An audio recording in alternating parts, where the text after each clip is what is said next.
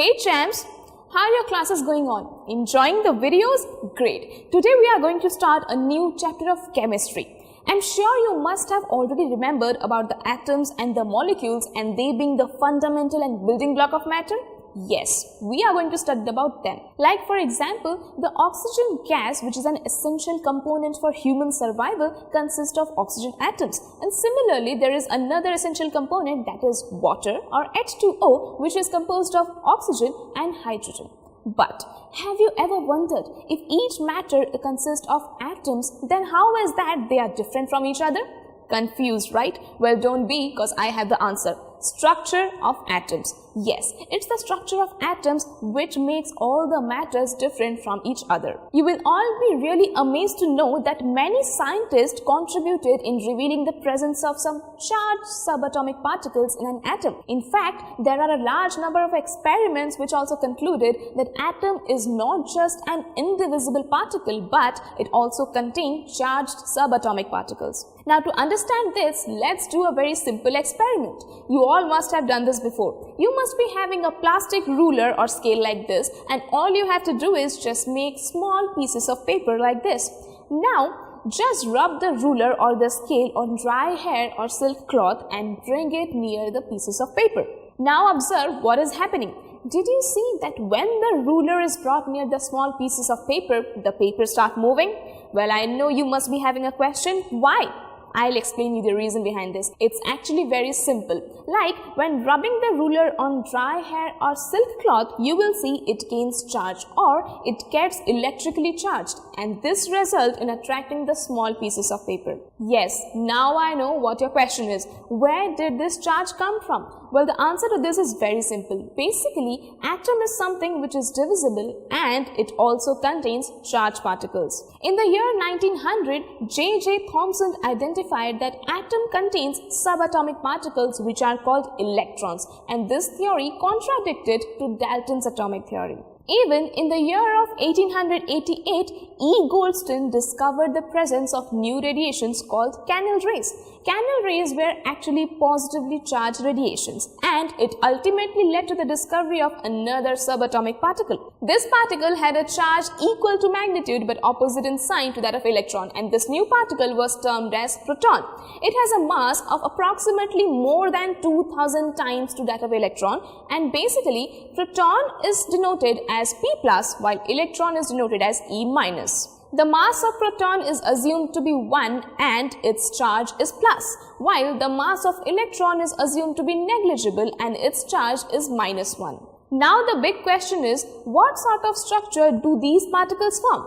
You'll be knowing the answer in details while the video continues. Champ, I'm sure you know about the Dalton's atomic theory. It stated that atom was indivisible and indestructible. But with the discovery of electron and protons, Dalton's atomic theory was proved to be a failure. In order to explain the presence of subatomic particles in atom, a number of scientists proposed various atomic models. Now talking about the atomic models, the very first model was proposed by J.J. Thomson, and the model which was proposed by him is known as Thomson's model of an atom. Before going into the details of this model, think of a scoop of ice cream having chocolate chips on it. Thomson's model was really related to this. As you can see here, the scoop of ice cream here, we can consider it as the spare of positive charge, and the chocolate chips studied in the scoop of ice cream. Similarly, here you can see the electrons are studied in the spare of positive charge. Now let's talk about the Thomson model of atom.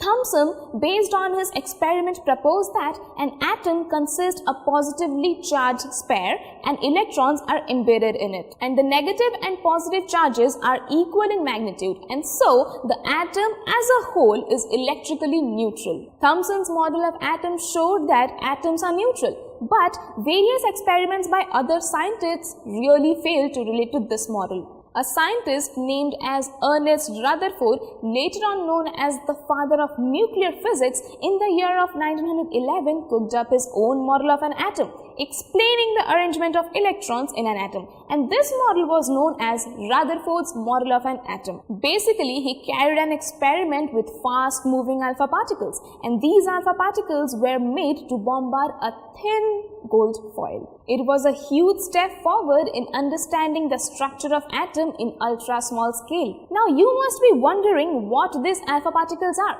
Well, alpha particles are nothing but radiations given off by radioactive elements. It is generally called as alpha rays. It's faster moving and is positively charged. Now let's talk about the experiment that Rutherford performed. He selected a gold foil.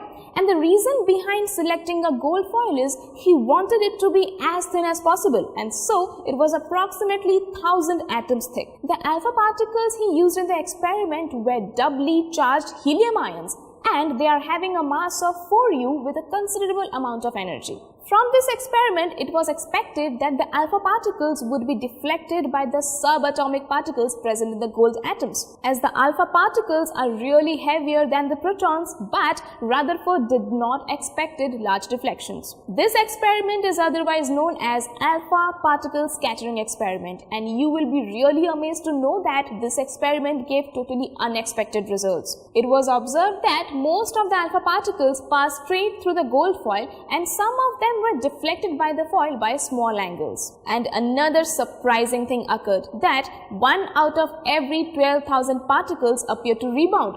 These results were really incredible. Now, to understand the application of Rutherford's experiment, let's think of an activity. Let's suppose a child is standing in front of a barbed wire fence and throwing a tennis ball at the fence. Similarly, say another child standing in front of a wall blindfolded and throwing a tennis ball at the wall. Now, the child standing in front of the fence will most likely hear no sound as there are gaps in the fence. But in case of the child throwing ball at the wall, will hear a sound each time the ball strikes the wall. Exactly following the same kind of reasoning, Rutherford concluded some important concepts from the alpha scattering experiment. From the observations, he concluded that most of the space of the atom is empty, and most of the alpha particles pass through the foil without any deflection. He also observed that some of the alpha particles are getting deflected by their paths, and then he concluded that positive charge occupies a very small space. And lastly, the most interesting one, a very small fraction of alpha particles were deflected by 180 degrees. And from all this, he concluded that all the positive charge and all the mass of gold atom were accumulated in a very small volume in an atom. On the basis of alpha scattering experiment, Rutherford came forward with a more accepted nuclear model with new features. Now the question arises, what features did Rutherford conclude? Well, don't worry about it, I'll help you out. The first feature, Rutherford stated that there is a positively charged center in an atom called nucleus, and almost all mass of an atom resides in its nucleus. The second feature to be concluded was electrons revolve around nucleus in circular paths. And lastly, the size of the nucleus is very small as compared to the size of the whole atom. So basically, it can be said that an atom consists of two parts. Nucleus, which is a very small, heavy, positively charged body present within an atom, and extranuclear part, which means the surrounding of the nucleus, which involves electrons. Those are distributed there. Despite of all these new features, Rutherford's experiment had its own drawbacks. Basically, it could not explain the stability of the atom. Can you guess exactly where Rutherford went wrong? Well, answer to this question is really very simple. We all know Rutherford's experiment, right? An atom consists of a very small positively charged nucleus in the center and electrons revolving around it. But he missed to consider the acceleration of the electron, and when a particular particle undergoes acceleration, the charged particles radiate energy. And on radiating energy, the electron would lose energy, and the orbit of the revolving electron will keep on becoming smaller, smaller and smaller. And finally, by following a spiral path, the electron shall fall into the nucleus. However, this actually does not happen, and the atom remained quite stable. This point contradicted the theory of Rutherford. So, as to explain the stability of the atom, Niels Bohr put forwarded a new theory of atom. The main concept of this theory is that the electrons revolve only in certain fixed orbits around the nucleus, without even losing the energy in the form of radiations. Now let's talk about Niels Bohr's theory of atom. In order to overcome the failure of Rutherford's model, Bohr put forward his postulates just to explain his theory of atom. He postulated that an atom consists of a very small, heavy, positively charged nucleus in the center, and the electrons revolve around it in circular paths which are called discrete orbits, and while revolving in these orbits, the electrons do not radiate any energy. Let me tell you something very interesting. Did you know that these orbits are also known as shells? The shells are considered to be energy levels, and these orbits are represented as K, L, M, N, or as numbers like n is equal to 1, 2, 3 and 4 as we move outwards the nucleus. According to Bohr's atomic model, an electron cannot radiate energy while moving in the discrete orbits, and this proves the stability of the atom. And thus, this shows the drawback of Rutherford's model. Even another important discovery was made in the year 1932 by J. Chadwick, as he discovered another subatomic particle known as neutron, and it is denoted as N. In fact, this neutron is actually a very interesting particle. You know, it has equal mass that of proton, and so it is presented in all type of atoms except hydrogen. Therefore, the mass of the atom is the sum of proton and neutron present in the nucleus. Let's have a look on this table. Basically, this explains the main characteristics of the three main fundamental particles like electron, proton and neutron. You can see here, electron have charge of -1 unit, which is exactly equal to -1.602 into 10 to the power -19, a mass of 9.11 into 10 to the power -31 kg, and is located outside the nucleus. Similarly, proton also have the same mass but +1 unit exact value, like +1.602 into 10 to the power -19, and is located inside the nucleus. Now finally, coming to the neutron, it has no charge and has a mass of 1.675 into 10 to the power -27 kg and is present in the nucleus.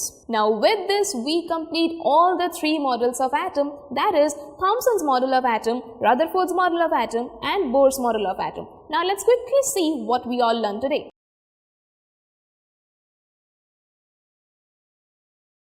Even in the year of 1888, E. Goldstone discovered the presence of new radiations called Canel rays. The mass of proton is assumed to be 1 and its charge is plus, while the mass of electron is assumed to be negligible and its charge is -1. Alpha particles he used in the experiment were doubly charged helium ions, and they are having a mass of 4U with a considerable amount of energy. It was observed that most of the alpha particles passed straight through the gold foil, and some of them were deflected by the foil by small angles. And another surprising thing occurred, that 1 out of every 12,000 particles appear to rebound. Most of the space of the atom is empty, and most of the alpha particles pass through the foil without any deflection. He also observed that some of the alpha particles are getting deflected by their paths, and then he concluded that positive charge occupies a very small space. And lastly, the most interesting one, a very small fraction of alpha particles were deflected by 180 degrees. The first feature, Rutherford stated that there is a positively charged center in an atom called nucleus, and almost all mass of an atom resides in its nucleus. The second feature to be concluded was electrons revolve around nucleus in circular paths. And lastly, the size of the nucleus is very small as compared to the size of the whole atom. Radiating energy, the electron would lose energy, and the orbit of the revolving electron will keep on becoming smaller, smaller and smaller. And finally, by following a spiral path, the electron shall fall into the nucleus. He postulated that an atom consists of a very small, heavy, positively charged nucleus in the center, and the electrons revolve around it in circular paths which are called discrete orbits, and while revolving in these orbits, the electrons do not radiate any energy.